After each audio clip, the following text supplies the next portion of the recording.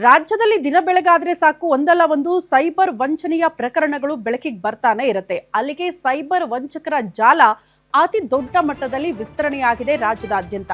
ರಾಜ್ಯದಲ್ಲಿ ಸೈಬರ್ ಕಳ್ಳರ ಹಾವಳಿ ದಿನದಿಂದ ದಿನಕ್ಕೆ ತೀವ್ರ ಗತಿಯಲ್ಲಿ ಏರಿಕೆ ಕೂಡ ಆಗ್ತಾ ಇದೆಯಂತೆ.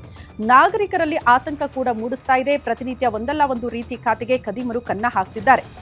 ಬ್ಲಾಕ್ ಮೇಲ್ ಪಾರ್ಸಲ್ ಬಂದಿದೆ, ಟೆರರಿಸ್ಟ್ ಲಿಂಕ್ ಇದೆ, ಇನ್ವೆಸ್ಟ್ಮೆಂಟ್ ಫ್ರಾಡ್, ಟ್ರೇಡಿಂಗ್, ಹೀಗೆ ನಾನಾ ರೀತಿಯಲ್ಲಿ ವಂಚಕರು ಸಾರ್ವಜನಿಕರಿಗೆ ವಂಚನೆ ಮಾಡುತ್ತಿದ್ದಾರೆ. ಸೈಬರ್ ಕ್ರೈಮ್ ಠಾಣೆಗಳು ಹಾಗೂ ಪೊಲೀಸ್ ಠಾಣೆಗಳಲ್ಲಿ ಸಾಲು ಸಾಲು ಎಫ್ಐಆರ್ಗಳು ದಾಖಲಾಗ್ತಾ ಇದೆ.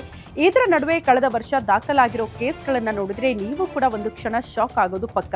ನಿತ್ಯ ಸೈಬರ್ ಕ್ರೈಮ್ ಸಹಾಯವಾಣಿಗೆ 1930ಗೆ ಲಕ್ಷ ಲಕ್ಷ ಫೋನ್ ಕಾಲ್ಗಳು ಕೂಡ ಬರ್ತಾ ಇದೆಯಂತೆ.